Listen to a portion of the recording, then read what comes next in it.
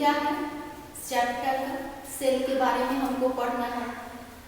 Earlier class में वैसे तो तुम लोग पढ़ चुके हो, सेल के बारे में जानते हो, थोड़ा बहुत तो जानते हो, बस उसी को हम लोग थोड़ा डिटेल से पढ़ेंगे इस क्लास में।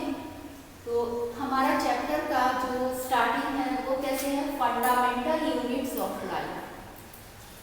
क्या है फंडामेंटल यूनिट्स ऑफ लाइफ? पहले तो हमको इसको समझना है कि जो चैप्टर हम पढ़ रहे हैं वो है क्या, एक्चुअली हमको पढ़ना क्या है।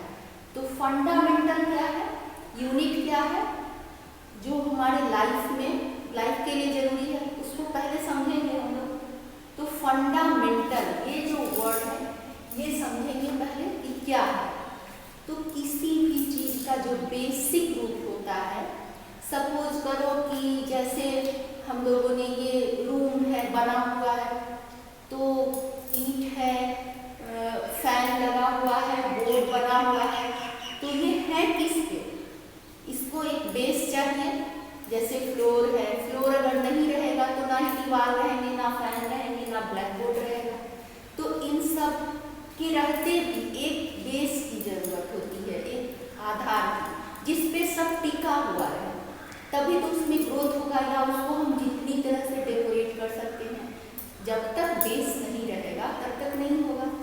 तो यही होता है फंडामेंटल। सब कुछ आप तैयार कर लिए, सब बना लिए, मगर उसका एक बेस चाहिए। अब जैसे रोटी बनाते हैं तो उसका क्या जरूरत होता है, उसमें आटे की और पानी की जरूरत होती है, उससे उसको डो बनाते हैं, गूंथते हैं, तब रोटी बनाते हैं।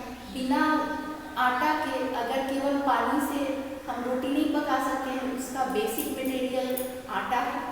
तो जब तक आटा नहीं रहेगा उसका किसी भी वैरायटी को नहीं बना सकते हैं, चाहे पराठे बनाए चाहे पूरी बनाए, बेसिक जो चीज होता है वो फ्लोर होता है, आटा होता है। तो आटा जैसे होता है उसका बेसिक, तो हमारे भी लिविंग बॉडी में जो भी चीज होता है, जैसे बनता है, उनका भी कोई बेसिक चीज होता है। तो वो बेसिक चीज को ही फंडामेंटल कहते हैं, जिस पर हमारा पूरा बॉडी टिका हुआ है, हमारा पूरा घर बना हुआ है। ठीक है, कोई भी ऑर्गेनिज्म जो बन के तैयार होता है उसका फंडामेंटल यूनिट क्या है, बेसिक क्या है। ठीक है, तो फंडामेंटल समझ गया। अब यूनिट क्या होता है, शुरू से पढ़ते आए हो तुम लोग कि किसी भी जो भी वस्तु या कोई भी सब्सटेंस होता है उसका एक पार्ट वन यूनिट कहलाता है। छोटे छोटे चीज से बड़ा चीज बनता है। सपोज करो जैसे हम लोग माला पहनते हैं मोती की, तो वो एक माला जो पूरा तैयार होता है छोटे छोटे मोतियों से बना होता है।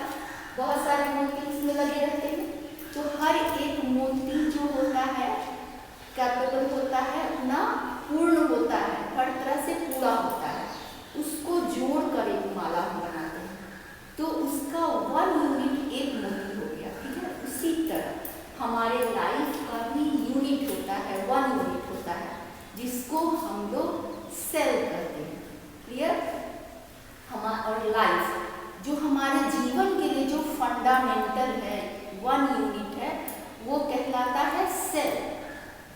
सेल के बारे में जैसे पिछले क्लास में तुम लोग पढ़ चुके हो, चाहे वो प्लांट हो या एनिमल्स हो, सेल से ही बनता है।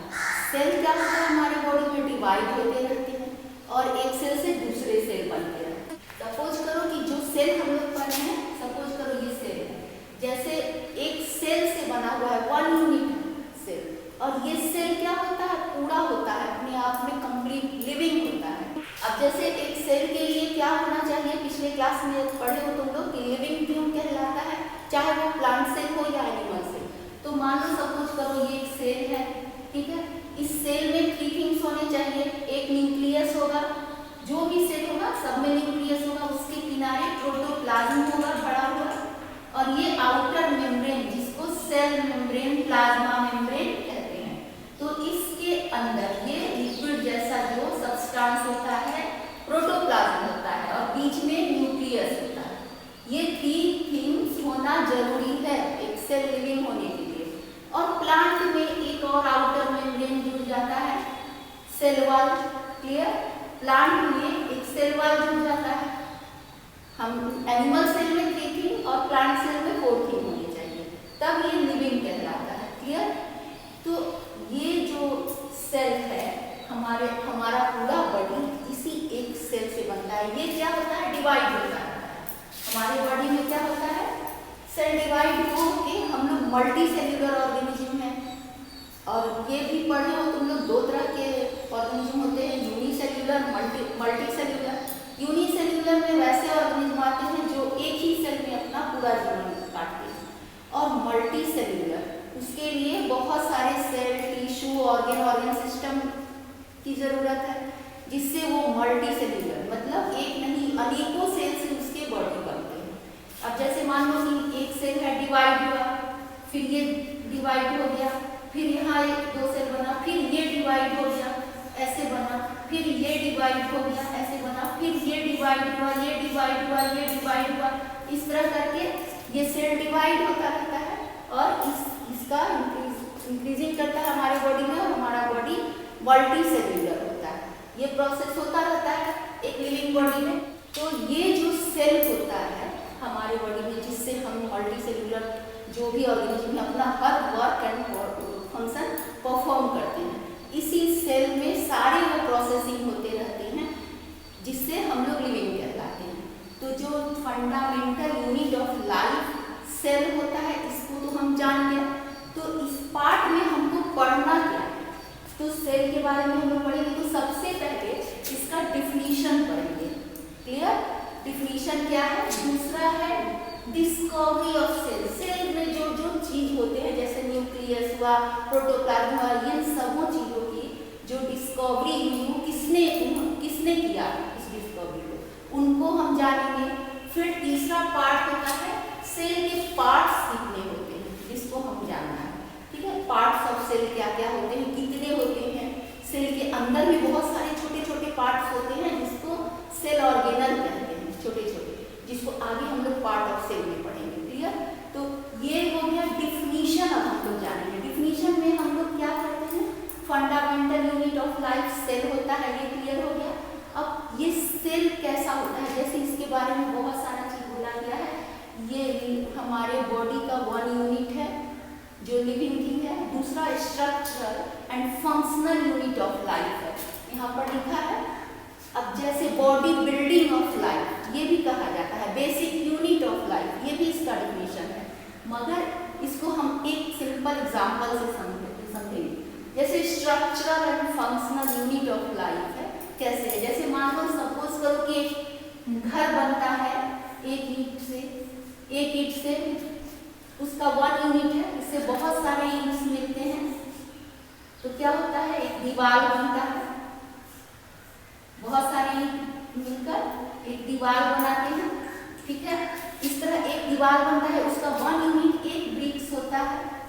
और ये दीवार अगर ज्यादा इधर से बना के एक स्पेस बनता है, जिसको घर कहते हैं। इस तरह एक बिल्डिंग बन गया। ठीक है? उसी तरह बॉडी का भी बिल्डिंग एक सेल से बनता है। इसी तरह एक सेल दूसरे सेल, इसी तरह बढ़ के एक मल्टी सेल्यूलर ऑर्गेनिज्म। सेल से क्या होते हैं? बहुत सारे सेल मिलकर टिश्यू बनाते हैं। टिश्यू से बहुत सारे टिश्यू एक ऑर्गन्स बनाते हैं। ऑर्गन से ऑर्गन सिस्टम बनता है, जो हर काम, वर्क और फंक्शन जो है हमारे बॉडी में परफॉर्म होते हैं। और ये इसी तरह एक बॉडी का निर्माण होता है। ठीक है?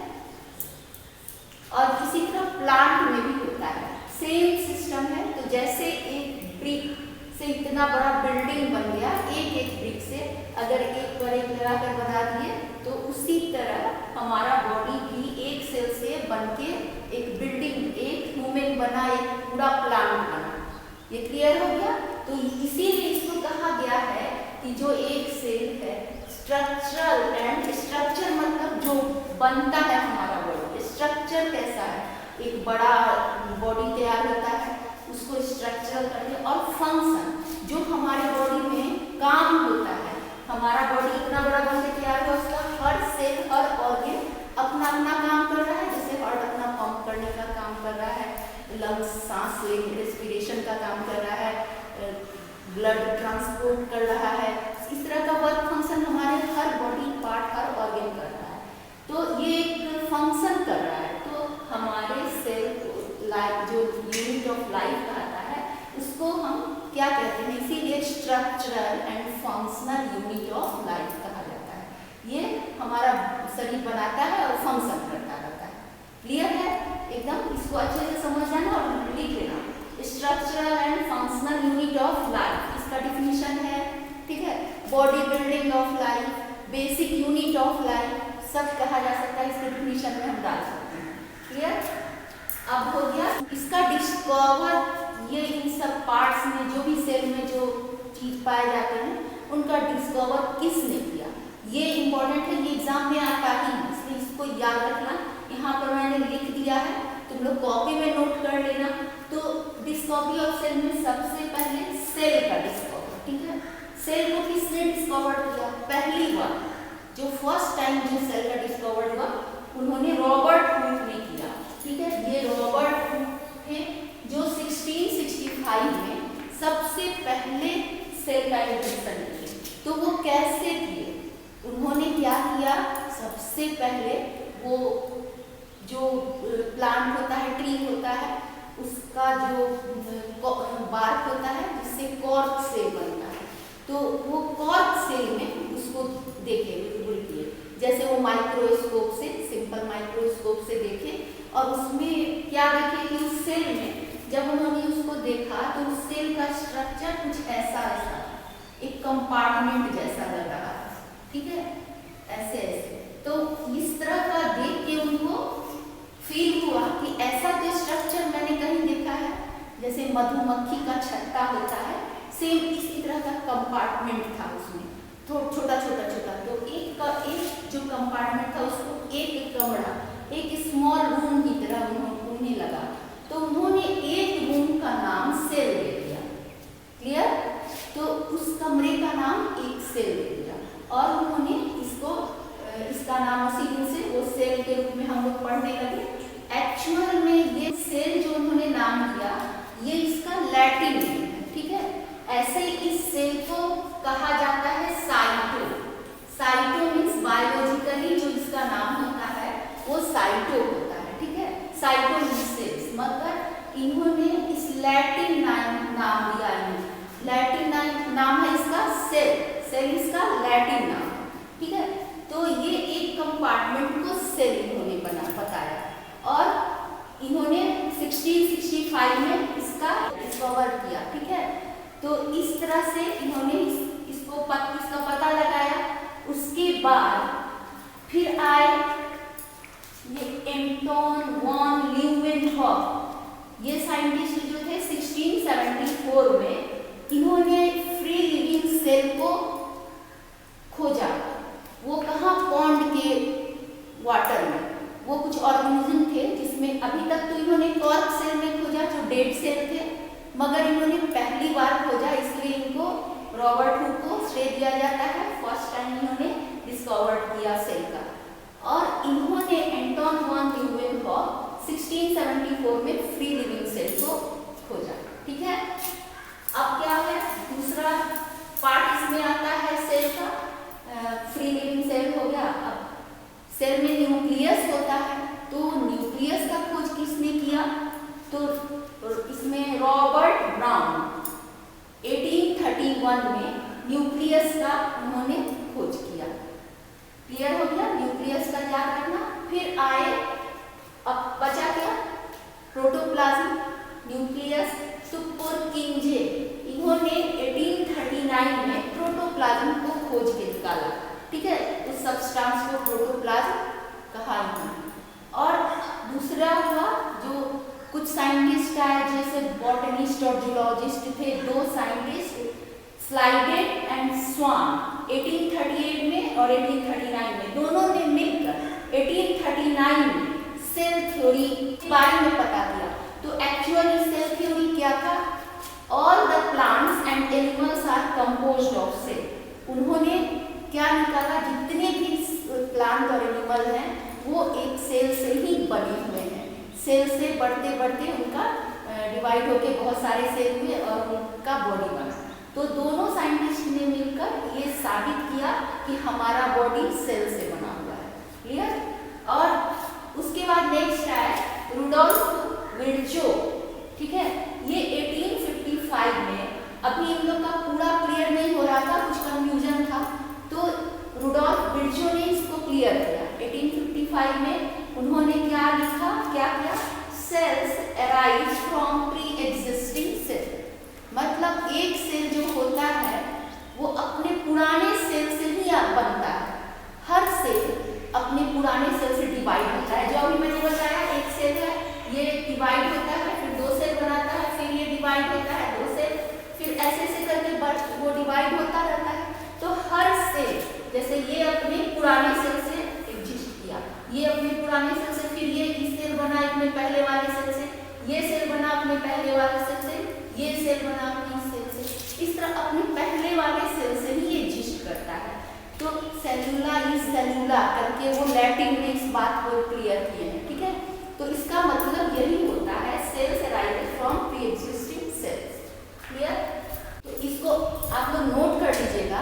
अब ये सब चीज तो हमको जानना ही है कि कौन से किसने इन्वेंशन किया। अब नेक्स्ट पार्ट में हम लोग पढ़ेंगे पार्ट